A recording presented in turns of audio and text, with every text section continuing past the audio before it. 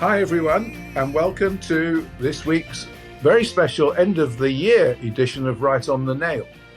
We have an awful lot of things to talk about because it has been a very difficult year, especially for Keir Starmer, the British Prime Minister. In fact, it's been a pretty difficult year for a lot of people, and we're going to focus on that also. So with me today to discuss these important issues are Jean-Monnet, Professor of European Integration at the National University of Ireland in Maynooth. John is a regular contributor, and it's always great to have John's opinion because it is always highly interesting. We also have Reem Ibrahim. Reem's been on many times in the past. Reem is head of media at the Institute of Economic Affairs, which is a right-wing leaning free market think tank. Reem does a lot of media work, so her views are also very, very relevant. And from the Labour Party, we have another previous contributor, Labour councillor and cabinet member for the Environment and Community Safety at Preston Council, Freddie Bailey. So it's great to have you back with us too, Freddie. So let's just look at where we are in the UK. We have a government which is deeply unpopular. We know that because the polls are telling us that. They're unpopular not just with the country as a whole, but they seem to be unpopular within the party itself. We have people looking to see whether they should be positioning to take over Sir Keir Starmer's role. We had a situation where at Labour Party conference where Andy Burnham turned up almost like the knight on the white charger to take over the party. And that kind of seemed to stall. But there's still an awful lot of speculation as to what might happen. But in a way, is it a case of be careful what you wish for? Because in the world we're living in with all of the problems, who on earth is going to be doing a better job? Is Keir Starmer unlucky that he's in Westminster, in 10 Downing Street at exactly the wrong time? And frankly, if he wasn't there, who would be there? And what would that do for the country as a whole? And let's bear in mind also that the Labour Party have a big majority. We are a parliamentary democracy, which means that we voted the Labour Party in, and they are officially there for another 3.5 years.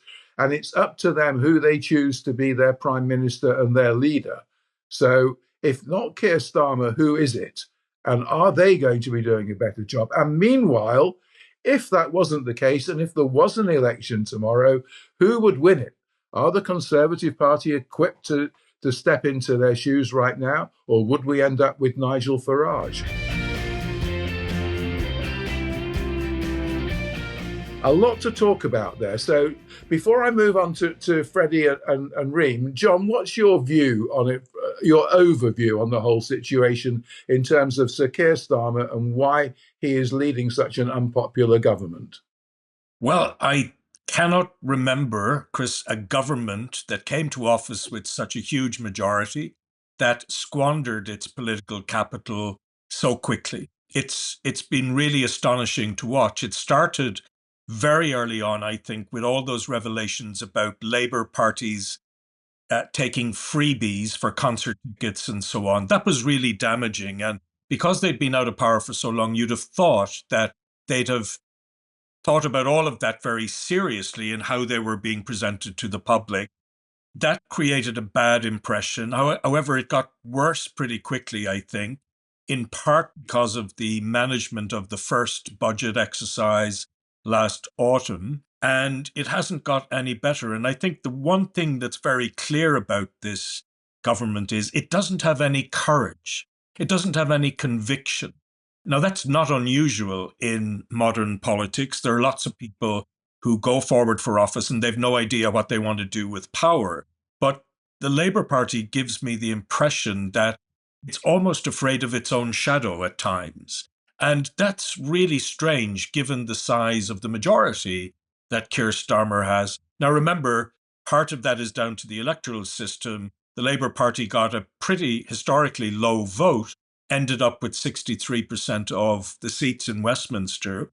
But it's governing, it seems to me, almost like a minority party rather than one that has this huge majority.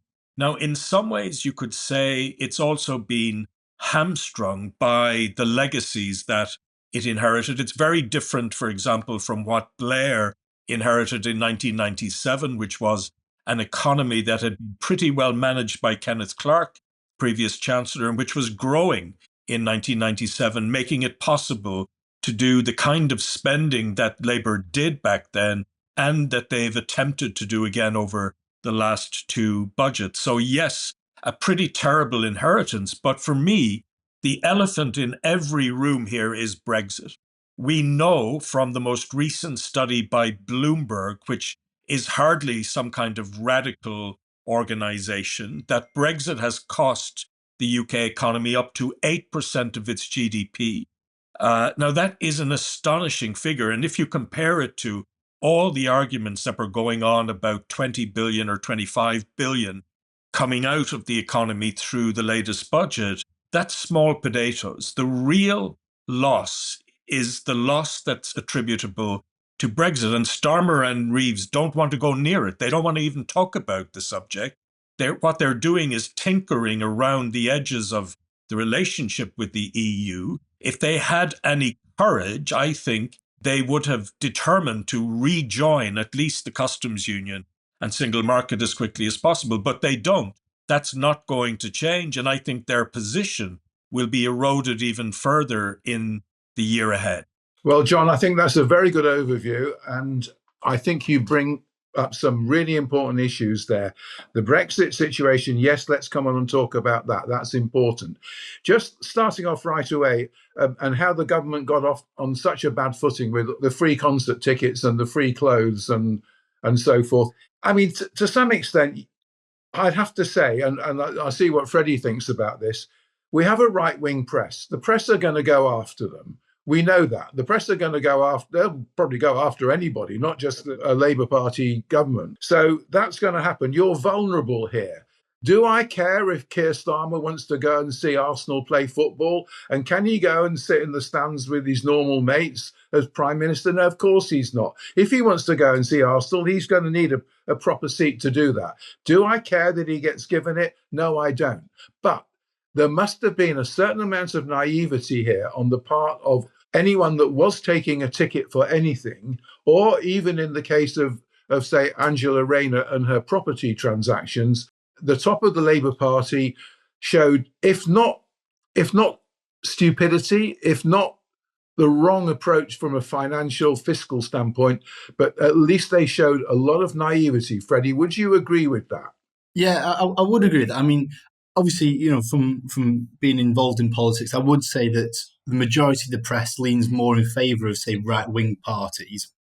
But having said that, though, that's not an excuse for Labour to sort of, take their eye off the ball, if that makes sense. Now, I feel like, in my opinion, I think it sounds controversial, this, but I feel like the majority of people understand if, say, a Conservative or a Reform, say, MP or MEP, etc., will sort of take the idea of donations. They might, attend to events, because at the end of the day, most of their donations will come from a minority of, say, wealthy backers.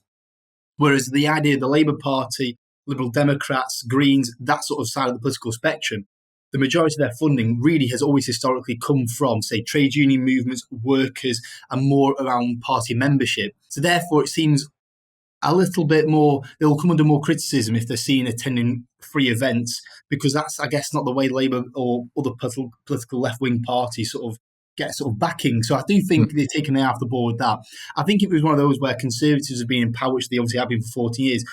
There were stories about them accepting freebies, etc., etc. And, there are all these little stories, whereas when it was like MPs going to Taylor Swift concerts, it's kind of like, at the end of the day, if they're in power and they get given a seat with some security, why not take it? Do you know what I mean? But they're going to more likely come under criticism because for me, it goes against the idea of Labour principles. Yeah. So maybe they're going to get treated worse than somebody else. I mean, let's face it, if Melania Trump wants to go shopping for a handbag, she jumps on Air Force One and goes from West Palm Beach to Miami and picks up a handbag, and nobody bats an eyelid in America.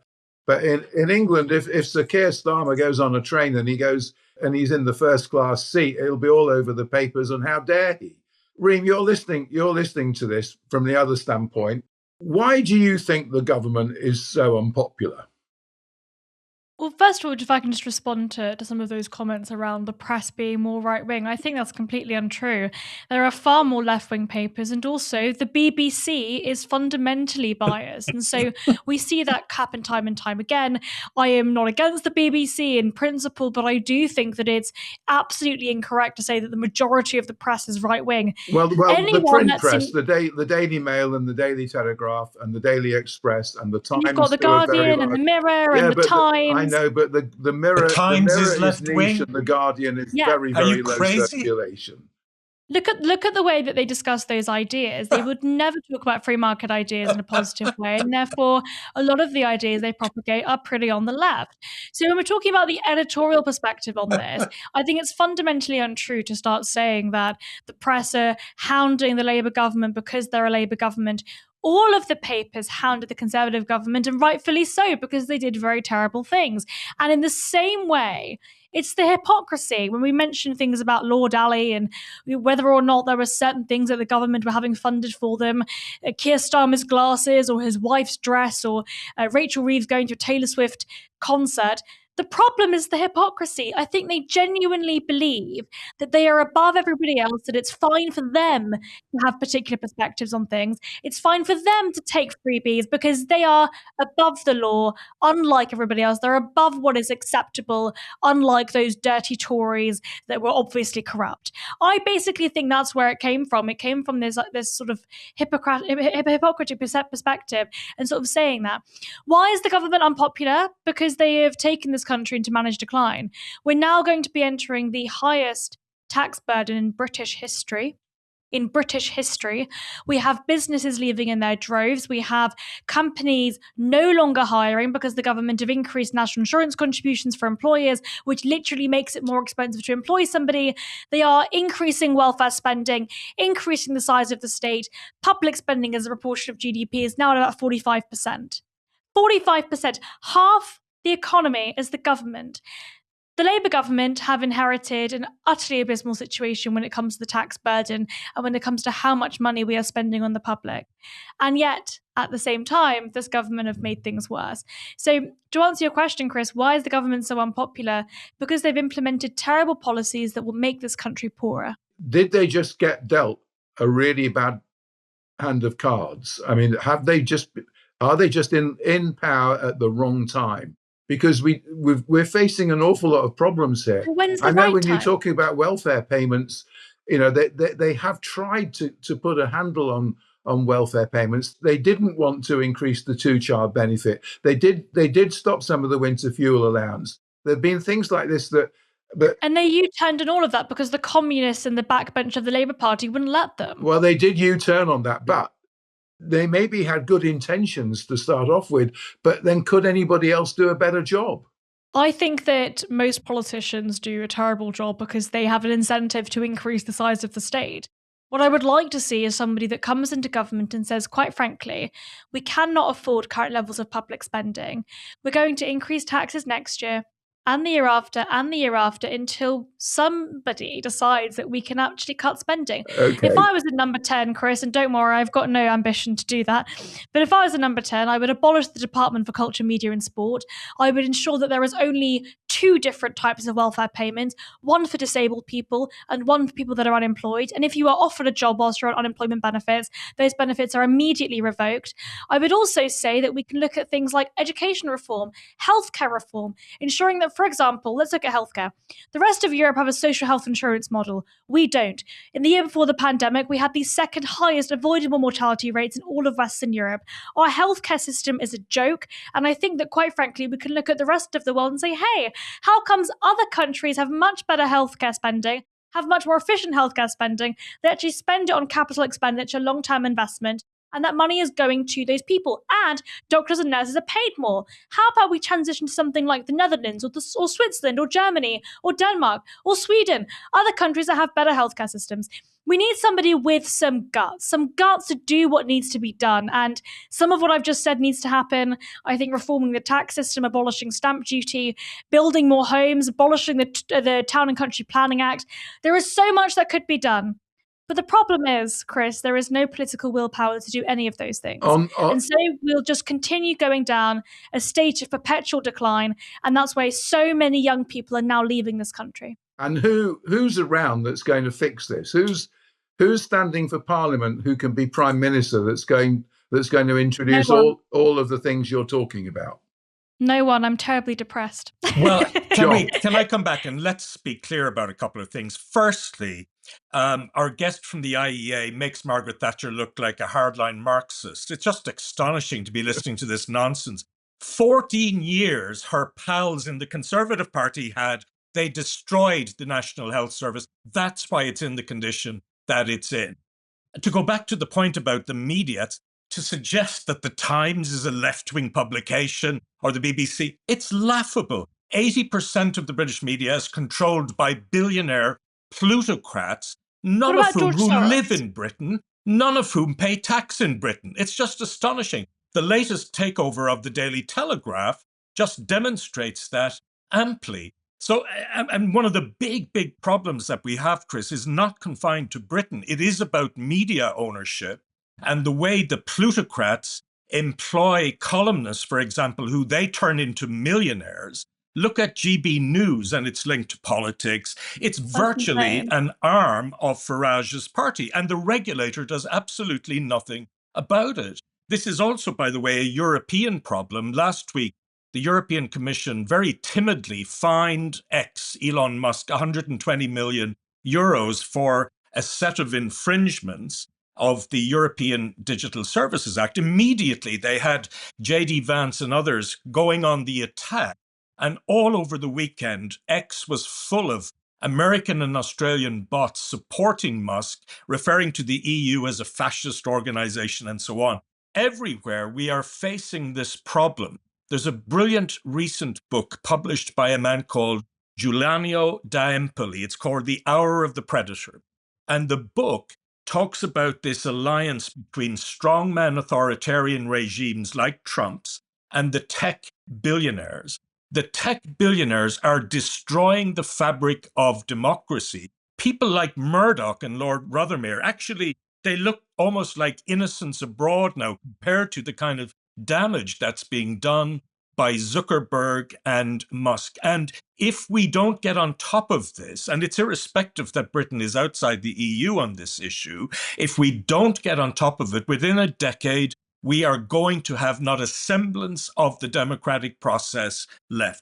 That's the real challenge that we're facing in the immediate future. If we get anything like the crisis of 2008, Chris, all bets are off, because all over Europe, we have far-right parties either leading or very close to leading in opinion polls. And we have a huge number of people being pushed towards people like Farage and others.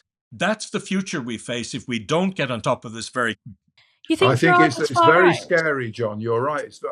Of course he's far right. I mean, what kind of insane world are you living in if you're to deny this? What is far right about Farage? Did you not see over the last week the allegations made by a huge number of people about his school days? These weren't new. These were all in the public domain.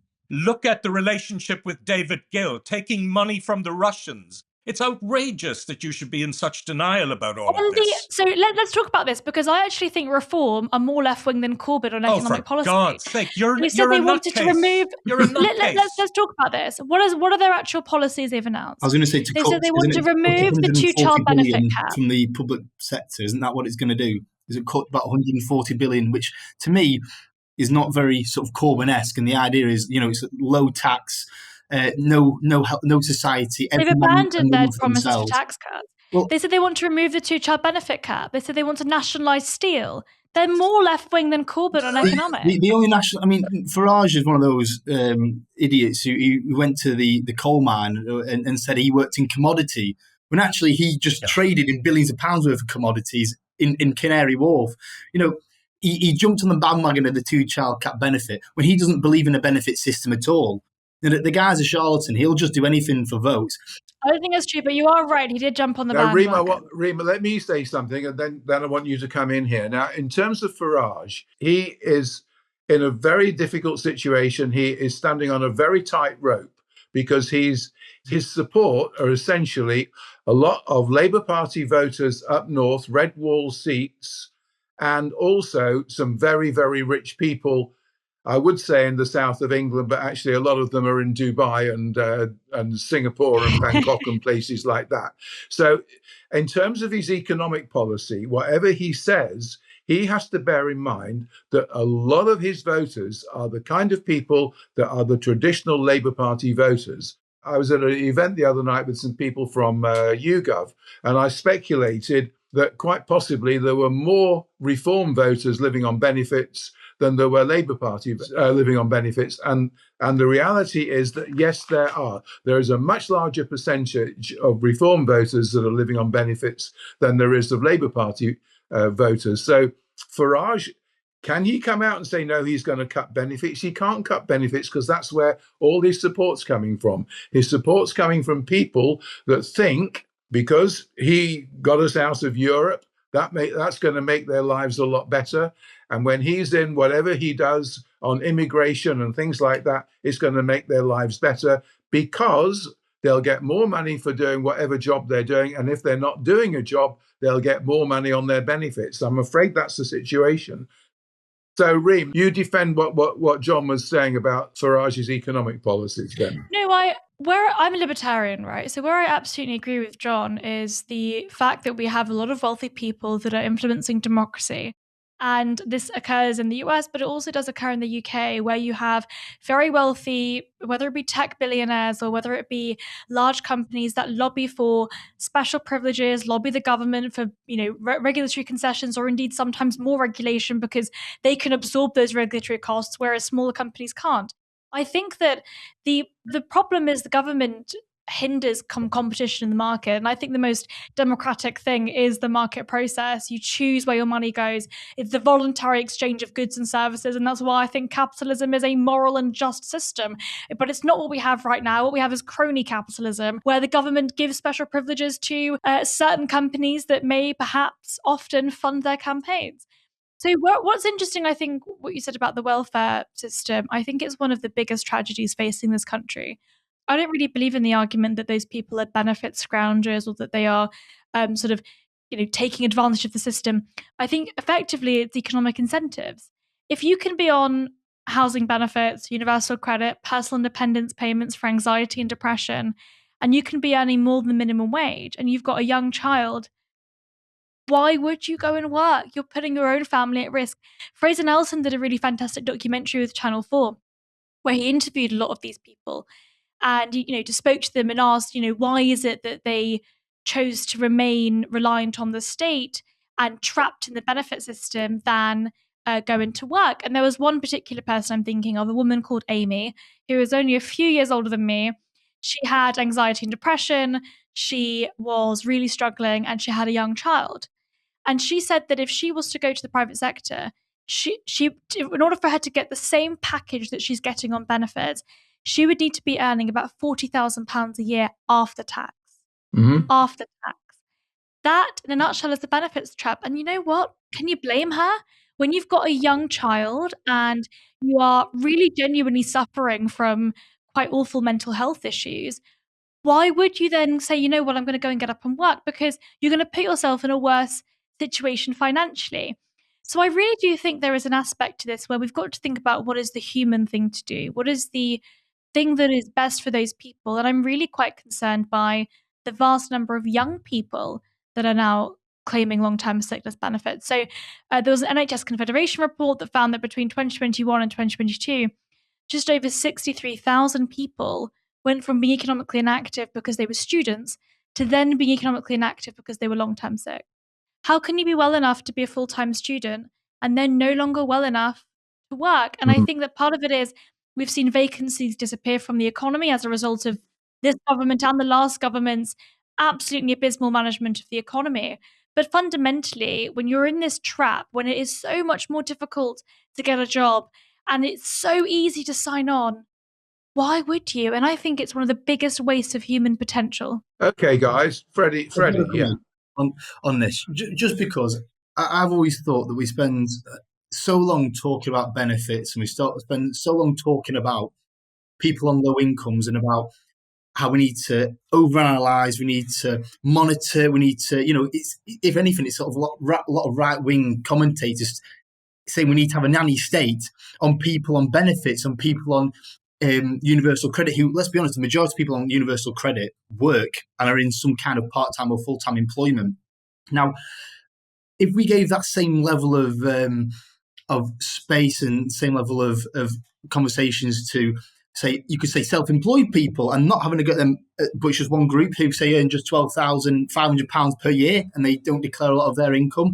Or the biggest story is lots of massive multinational corporations that we all use every single day, whether it's your phone bill, your supermarkets, the cafes, anything like that, and they do everything they can to avoid paying tax. And we seem to overanalyze, whether Barbara from down the road is claiming an extra £30 rather than, say, huge multinationals not paying a fair share of tax. And it's about the tragedy. These are people's lives. We're consigning millions of people to a lifetime of worklessness. And then we need to talk about it from an economic perspective as well, because we always just talk about how big the welfare state is and how we need to cut. And I'm even going to try and take away the human element of it. And I always believe that and I'll forget, say, just the Canary Wharfs of London, the big sort of central business districts of Europe and the world and stuff. In reality, where 99% of people live, more people who have more money to spend will boost an economy. If in Preston, where I'm from, 5 wealthy people earn £5 million or £10 million extra per year, they will spend it on properties that are landlocked. They'll just use them as investment purposes or stick it in a savings account or invest it overseas. If you give that £10 million to 5,000 people in Preston, tell you what, on a Saturday night, they'll go out and spend it in the local restaurants, the pubs. They'll go and take their children to the local restaurant. They'll go and take their children, to the local zoo, whatever it's going to be, and they will spend that money. That's how you get the economy working. And so when we talk about minimum wage increasing, when we talk about 2-child cap benefit being lifted, when we talk about universal credit payments going up, etc., sometimes we need to look at it from an economic point of view and say, actually, this can benefit an economy because we should tax wealthy people, tax big corporations, and then give that money to people who are going to spend it. You don't make people wealthier by taxing more and spending more. That's not how that works. The second thing that helps is also from a human point of view. We're giving people who need a little bit of help, we're giving them that little bit of help too. Yeah. You're not helping them by trapping them in the system. That's not helping anybody. Can I just come back here, because I want to support what Freddie is saying. He's absolutely right. And all of the research, social research done on this, demonstrates that this is true. One of the things that happened immediately after the budget was you had this parade of right-wing commentators who kept using the term benefits street. Everybody knows that reference to that television program. And it was just astonishing to see this, that the billionaire proprietors were charging their millionaire client columnists with writing for the Daily Mail and the Telegraph about what this sellout is to benefit street. It's just astonishing. I'm very glad that the Labour Party actually did what it did in that sense, because the austerity which was introduced by the Conservatives after 2010 literally wrecked the lives of huge numbers of people. Didn't happen. And they were going to do it again. Declined by about 0.9%. I'm sorry, you're pleading on behalf of the poor. Your organization is you don't want to literally help sponsored by the fossil fuel industry. I am saying that these people are not able to actually get jobs in the first place because this government has made it harder. You're trying to say to me that I don't care about the poor. How dare you? How dare you say that? Who funds your institute? Who funds it? I'm just asking you the question that George Monbiot asked you on Politics Live last year. It's a fair question, Reem. Who funds it? And then we'll move on. Who funds the IEA? People that care about economic freedom. Oh, yeah. People that care about individuals not being hurt by the government. Okay. People that care about this country being a better and more prosperous place. Oh, yeah. Those people I am very, very happy to accept money from. It's like performance comedy. Guys, I want to move it on. I want to come back to Freddie. Let's move. Do you know why you asked that question? Because you can't respond to the arguments that I'm actually making. That's why you asked that question. Let me respond to the question of the free market then. Just talk to people about their experience with the privatized water companies, number one, about the free market. Number two, ask people about their experience with the railways after privatization. Just two examples. I could keep you here for the rest of the day demonstrating the free market regulates the does water not industry. work. So that literally didn't happen. Privatization of the water industry, when we've got Ofwat regulating those companies, you literally have government-created monopolies. That is not a good example of privatization. The railways, the government picks which contracts are able to operate on which leg. You cannot give me those two utterly abysmal examples and say that's clearly how privatization has failed. How about we talk about These were the leading policies of the Conservatives you supported, able to choose and you always where end their up money saying goes. they weren't This conservative government enough. is thieving from people. It is stealing from people. It is making everybody in this country poorer. And you're sitting here saying you want more of it. You want more poverty. You want more government. You want more government taking money from hardworking people across this country. And I think that is utterly abysmal. Okay. Well, the pretense that you're interested in working people is very new and very interesting. John, Reem, I want to move in on. I want to come back to Freddie. Freddie, can you tell us where Keir Starmer sits in terms of his support within the Labour Party, whether there will be a leadership challenge to him, when that challenge might happen, and which elements of the party will control who takes over if there is such a challenge? I was going to say that's a very big question. I think personally, I never like it when they challenge in terms of prime ministers, because you always get, and obviously the same with the Conservatives about the whole we need a new general election. Obviously, we don't live in a presidency. We live in under Parliament first past the post, which means that parties can change their prime minister if they so wish. I do think that Keir Starmer should be given his full term. I don't think there's anyone within the sort of cabinet or the backbenchers who are sort of ready to take it on at this moment in time. I think Angela Rayner might be a good shot, but I think given what's happened, I think it's a bit too recent. I think the obvious one is Andy Burnham, if he was going to sort of challenge his leadership of Starmer. Obviously, he's not an MP, but he's worked wonders with Manchester. It seems to do the common sense things. He's really lifted Manchester and really put it on the map, particularly say during COVID.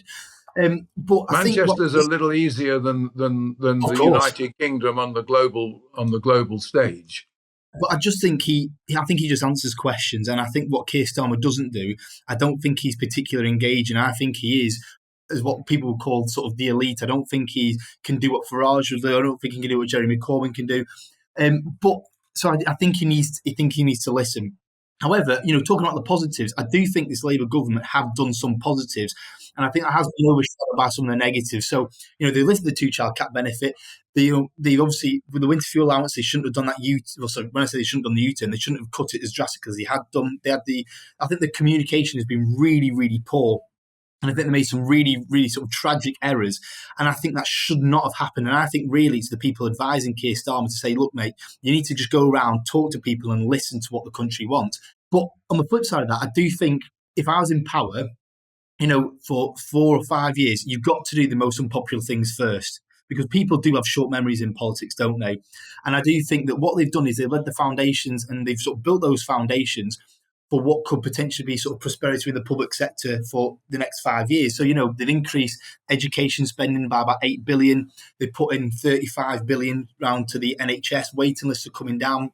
I think in terms of, they've reduced the gap between the minimum wage for 18-year-olds and 21-year-olds. Minimum wage has obviously gone up. Two-child cap benefit lifted, especially with inheritance tax and national insurance contributions. I think they are looking at trying to tax wealthier people, corporations, which then they've given then to people who need that money.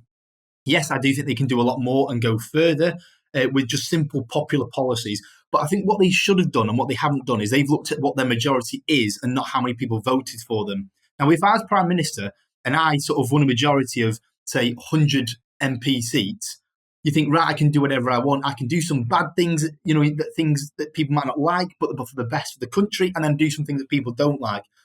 And, Boris Johnson in 2019, he won the massive majority, but he also won quite a large portion of the vote share. Keir Starmer, was it something like three quarters of the MPs, but he only got 34% of the vote. What he really should have done then is thought, right, I'm actually quite unpopular as a Prime Minister, and this Labour government, yes, we have a massive majority, but we aren't that popular. We've got 5 years to prove how good a government we can be, and let's just do things that people want. And that's what they should have done. And I think that's what he's missed the boat. And I think they spent too long saying things along the lines of, this might be difficult, but it's within the national interest. And actually, I think they should have just done things what people want, whether, and depending on how much stick they come out. And I think, they should have increased taxes on wealthier people. I think they should have increased corporation tax, which I know they had their hands tied behind the back. I think they should have put, smaller taxes or larger taxes on VAT. I really think they should have pushed that boat further. And at the end of it, gone, look, let's see what we can do. We're just in government for this 5 years to genuinely try and change people's lives. And I think that should have been the essence of it. And I think that's what gained them more popularity, rather than just try and do what they think people might want and actually just missing the boat. So who other than Keir Starmer would be the Labour Party Prime Minister that would be operating a government along the lines that you've outlined? I mean, as a Northerner, I'd say Andy Burnham. And one of the things I've not said in that is the North has massively missed out on investment, infrastructure, massive projects, and it'd be great to have a Labour Northern Prime Minister who will try and redistribute that wealth, because I think one of the biggest problems the UK have got is that. In terms of Andy Burnham, I think at the time that he left the Labour Party to become the mayor of Greater Manchester, the feeling was within the Labour Party, not just the country, but within the Labour Party, that Andy Burnham was not a potential leader of the Labour Party, but he would be, that the best role for him was something like Manchester, and that it's an easier job and that he would be good at that. And I think he has been good at it. He did go to the conference in a way as, I'm here to take over, I'm here to sort everything out, and it all fell on its face. So, he's good at what he's doing, but maybe he isn't the person that can be better at leading the Labour Party in the country than Keir Starmer is. So, that might not work, Freddie. I think it might not work. I'll be honest, I think other MPs, in the cabinet need to... Okay, so who else is in the mix? Andy Burnham isn't even an MP right now. So if there's a leadership challenge tomorrow, who are they going to appoint as the new Prime Minister? I think Wes Streeting has come across relatively well. I think he's but he's on the right wing of the party, and it's the left wing that makes these appointments. I mean, I wouldn't necessarily say that. I think sometimes people will, within the Labour Party, vote for who they believe is right. I mean, obviously, I think you look at the Conservatives. I thought Rishi Sunak was going to win that leadership contest, and I didn't think Liz Truss would win that leadership contest. And look what happened. I thought she wasn't one of the favourites at all. I do think Wes Street, I think he comes across quite well, and I think Angela Rayner would be quite a good shout. However, I don't think she would put her name into the hat. The Labour Party membership seemed to really like Ed Miliband. I mean, it seems as though, at least when you poll Labour Party members, Ed Miliband is the most popular person to lead the party. Do you know, personally, this is my personal opinion, I quite like Ed Miliband. I just don't think he's maybe serious enough to be that Prime Minister. I mean, as much as I don't like the sort of big brother narrative of it, I just think that we need someone in the middle, someone who is, I guess, progressive, but at the same time serious. And we've got to get that balance. I just don't think he's that. John, what about you? From your perspective, who do you think is there to challenge Keir Starmer, and who would be elected by the Labour MPs and the Labour membership? Well, I really defer to Freddie on this because he knows his own party vastly better than any of us. At the very least, you could say at least Starmer is a serious man and a serious politician, which wasn't the case if we go back to, for example, Truss and Johnson. So there's a sort of steadier hand at the tiller, but there's a fragility about this government, I think, which is kind of indicative of the wider volatility of politics around the world right now. I don't think anybody in power can take anything for granted within their own domestic politics, but also because outside their own borders, there's so much flux and there's so many contingencies that they might have to prepare for. So, like Starmer, for example, as we speak, is meeting with Zelensky, Macron, and Chancellor Merz because the security situation in Europe is so alarming and because it's so deteriorated in recent years. And, when you're prime minister, the thing that you just cannot prepare for is precisely these contingencies. But he's kind of lucky, I think, in some respects that first of all, the electoral system gives inbuilt advantages to incumbents. But second, the kind of chaos that is going on in your party, or whatever new name they may have come up for that, since all that crazy nonsense at what was supposed to be their foundational event last week. And on the other side, Reform, which had been making a lot of ground, at least in opinion polls, and of course that was reflected in local elections as well, that's kind of hit a brick wall as well because of the David Gill case, and because I think also finally Farage, who got a free ride in the media over a very long period of time, is finally being questioned, because if the opinion polls are showing that you could achieve a majority, you've got to come up with serious policies. And of course, he doesn't have any. And that's why I think he's tried to triangulate recently. So for all of those reasons, Starmer may not be in as much trouble, I think, as people suggest. The lack of an available alternative, and where Kemi Badenoch has been doing better at the dispatch box in Westminster in recent weeks, noticeably so, that doesn't always translate into support in the countryside. And the Conservatives, I think, are very far from being in a position where they can even dream about coming back at 30%, let alone 35 or 40. I mean, if there's a prime minister in waiting right now outside of the Labour Party, presumably it's Farage. Do we see Reem? Do we see Kemi Badenoch right now looking like a prime minister in waiting?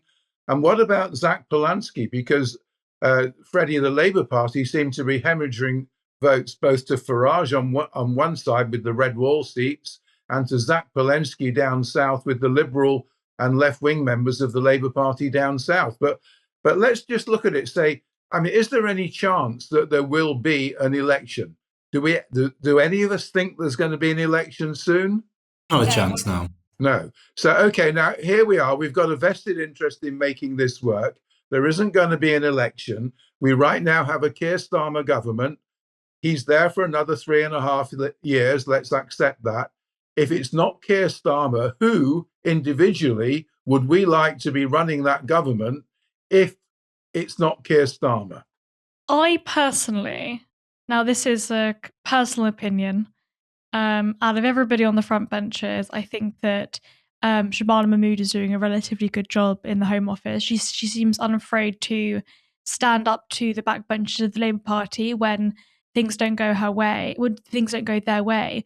And I disagree with this particular politician on policy substantially, but I do quite like the vibes that Angela Rayner brigades.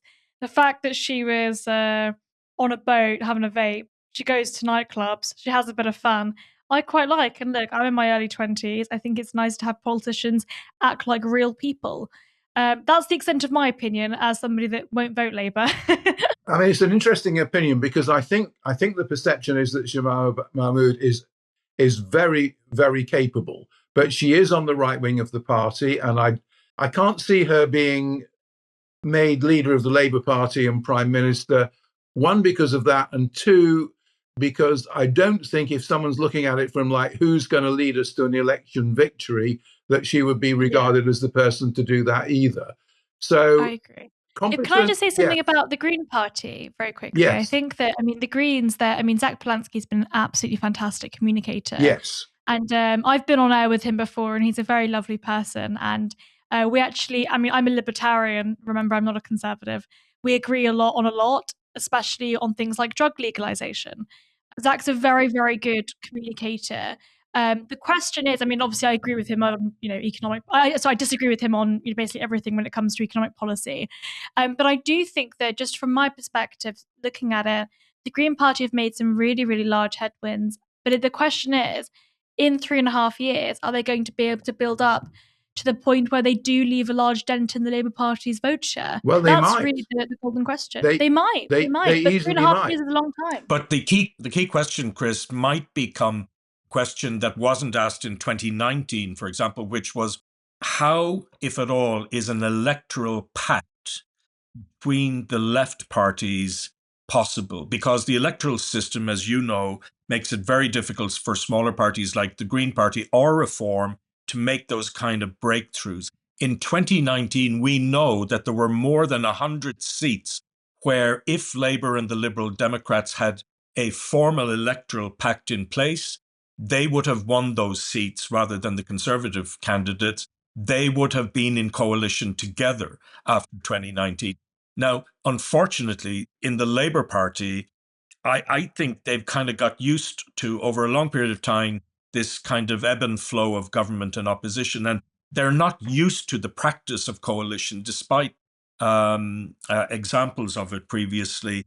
But I think the collapse in Labour support is such that Starmer should be looking very carefully at the Green Party and the Liberal Democrats and thinking about some kind of alliance, even as a plan B going into the next election. I mean, there is a polarization here between, let's say, left and right. It's a lot more complicated than just left and right. Let's also briefly hit on the Brexit situation. Now, the polls do show right now that the majority of people think it was a mistake. Now, you might say that's not true, but it is true. That's what the polls are saying. You have, with Zach Polanski and the Greens, very definitely go back into Europe, no question. With the Lib Dems, they're pro-Europe. With Reform, obviously, they're not. The Conservatives won't go there.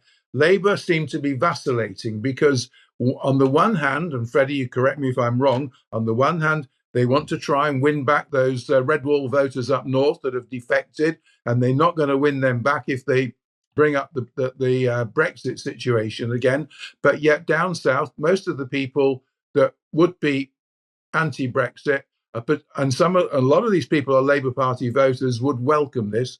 Plus also, if it's costing 8% off the GDP, then we can't fix the economy whilst we're outside the customs union anyway. And a lot of people think that, and with very good reason. So Brexit is an issue here.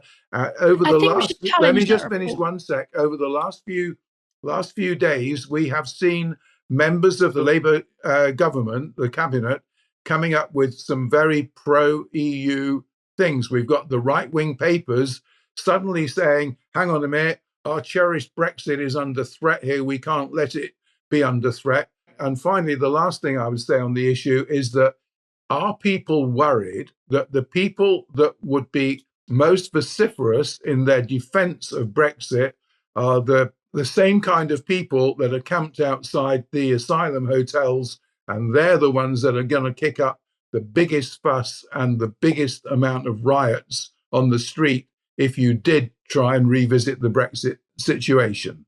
If I may respond as the presumably only pro-Brexit person in this call, I was 14 when the referendum happened, so I didn't vote. I would have voted for Remain if I had a vote when I was 14.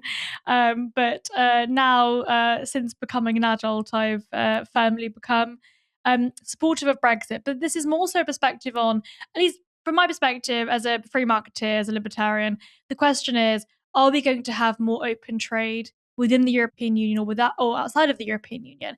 And part of the problem was and this is why I think it's such an interesting debate where it becomes so polarized, but actually from my perspective, this is where it comes from. The people that led the Brexit campaign, those that were in Vote Leave, majority of whom were, at least perhaps they may not be now, but they were at the time free marketeers. They were arguing for more free trade agreements. They were arguing for the removal of subsidies and tariffs and quotas. And the argument was the European Union is a protectionist bloc. And in many cases, that is the case. But the question is, can we have more free and open trade outside of the European Union or inside of the European Union? And what's happened is we've left the European Union. We have got a free trade agreement with the EU, but of course, as we all know, regulatory standards and things like that have changed. And what it does mean is that when we've left the European Union, we've not changed any of the protectionist stuff. So we've not removed, for example, I'm half Moroccan. We still impose tariffs and quotas on Moroccan tomatoes, despite the fact that there is no protectionist case for imposing tariffs and quotas on Moroccan tomatoes. In the UK, at least, our tomato growing season is completely different. And we still impose them because it's the leftovers of when we were in the EU. So we've left the European Union and we've changed nothing. We've actually become more inward looking. And I think part of the problem is the majority of people that voted for Brexit didn't want, as I have put it, more open trade. A lot of people simply wanted less immigration. A lot of people simply wanted this sort of transcendent notion of sovereignty where we were taking control of things. And I think what a lot of people have discovered is that perhaps Westminster, Whitehall, our own government is just as corrupt as the European Union. Well, I'm not going to relitigate Brexit, but let me just say this. It's the same thing from Conservatives. Oh, Brexit would have worked great if only these people had been true believers and went far enough. It wasn't Brexit-y enough. It's so ridiculous. The 8% loss in GDP, 14% reduction in investment into Britain, which is critical to its economic future. These are the largest barriers to trade that any country in the modern era has put in its own position. It's been the greatest act of economic self-harm that I can ever remember. Britain is no longer at the table when these crucial decisions are being taken. But and the answer from the right is always the same. We need to be even more extreme. We need to follow Milton Friedman even more purely than in the past. It's ridiculous. And their lies are being exposed by the day because all of the economic data is unchallengeable. And if anybody is going to suggest to me that Bloomberg, the most sober of international reporting organizations, is some sort of front for the European Union, give me a break. That's not what I didn't say that. I quite like Bloomberg, actually. But I do think that part of the problem is saying that we've lost 8% of GDP as a result of leaving the European Union. That's just simply untrue. No, it's not untrue. It is absolutely true. No, we haven't lost 8% of GDP. That's not happened. The contraction in the economy, I think, is what we're looking at here is causation and correlation, right? We've increased the tax burden to 38%.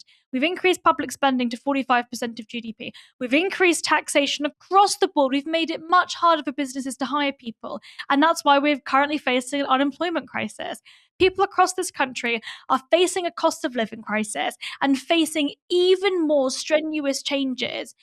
That has all happened as a result of our own government. We can have freer trade tomorrow if we abolished all tariffs and all quotas. We could do it tomorrow. But we can't do all of these things unilaterally. And speaking of someone that is in theory a businessman, I can assure that anyone trying to do business with Europe, the obstacles and the costs that have been put in our way is just ridiculous. And because Europe is 550 million people right on our doorstep, and we said, you know what, guys, we're going to make it really difficult for you to do business with Europe, but you can do business with the South Pacific really easily now. Great. Go try and sell your fish to the South Pacific. Freddie? But that's not even actually what's happened. It's not even easier to sell to the South Pacific. The point is, we've left the European Union and not changed anything. We've not repealed any regulation. Because we haven't found anything better to change to. Sorry? We haven't found anything better to change to. I've just said it. Abolish all tariffs and quotas and we'll be richer tomorrow. Freddie, what should the Labour Party's policy be towards the customs union and the EU in general? So you see, in a way, I'm going to give like a really rubbish sort of plead the Fifth Amendment answer to this, because as someone who voted to remain, now I don't think the EU is perfect, but, you know, we need to have friendships, you know, really close to us. And you know, every sort of pact and economic bloc in the world, we are most aligned to Europe, no matter what it is. People like to think we're America's friend when actually, you know, we're so much more friendly with Europe just as a whole in terms of society, culture, whatever it might be. But, you know, the country did vote to leave. And unfortunately, that's just democracy. Love it or hate it, that's what we had to do. Now, I think at this moment in time, given what's happened, say, over the summer, with the rise in sort of horrible things said on X and Twitter and you know, the amount of hate that people like Tommy Robinson have been able to sort of pump out, I don't think we're in the right frame of mind as a country to sort of start another sort of divisive campaign, which is why, as part of the Labour Party, I would not be in favour of rejoining the European Union right now because, one, I think that'd be political suicide. I think it's living proof that the European Union sort of vote has destroyed the Conservative Party as we know it. They just don't know what to do themselves. Now, I feel like it's fine for the Greens and the Lib Dems because they've always been really, really pro-Europe. But I guess, and I'm going to sound disrespectful to the Greens, they are a bit of a protest vote. I don't think they will be, but as right now they are sort of a protest party. Therefore, they can kind of say what they want. However, if the Labour come out and say, we are not unfortunately to some people, we are going to go back into the European Union, I don't think the country's in the right frame of mind. And I think we're too fragile to have that conversation. However, in terms of economically, we have to be more aligned to the European Union because, we've got the war in Ukraine, we've obviously had COVID, and I'm not making an excuse for that, but we've had a cost of living crisis. And not just a cost of living crisis, it's been a cost of living crisis for working class people, to about 90% of the people across the country. So therefore, we need to try and build up that. We need to have economic growth. And one of the best ways you can get economic growth is by working with our closest trading partners. And that's what we need to do. And I do think the British public would, on the whole, like closer ties with the European Union. And then maybe in a couple of years' time, that's when the conversation about whether we go back into the European Union is the best thing for the country. Well said, Freddie. And I think that was a very, very good response. Now, I'm going to ask you all three before we go, who is going to be Prime Minister of this country in 2.5 years' time?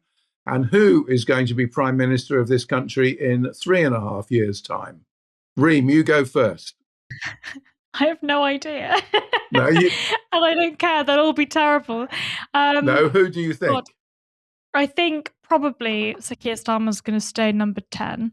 And I think that after the election, so in 3.5 years, I think perhaps we might see Nigel Farage in number 10. Okay. John?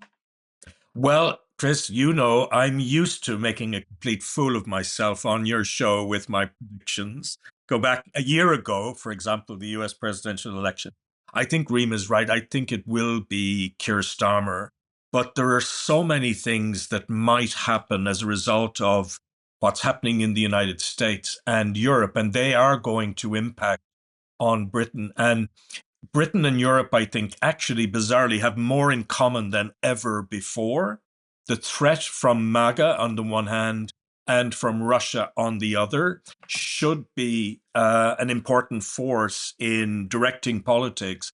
But there's so many moving parts to this. I agree, it's almost impossible to predict. And I would not be surprised if Farage was to become Prime Minister. If you had said that to me 5 years ago, I'd have said it's ridiculous. Not anymore.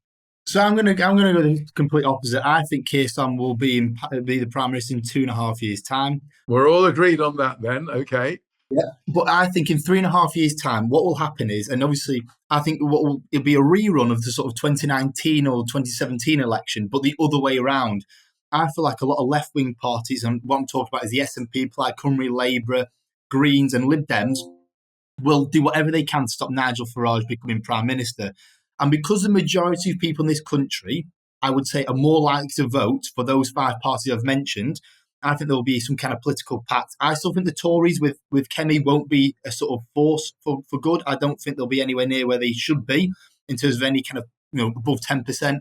So I would say, I think it'll be some kind of coalition between Ed Davey and Keir Starmer, because I think they will do what they can to stop Farage getting in power, just purely because the first past the post system doesn't work. I think Keir Starmer doesn't like the first past the post system, but he likes it short term because he's in power now, so you've got to like it.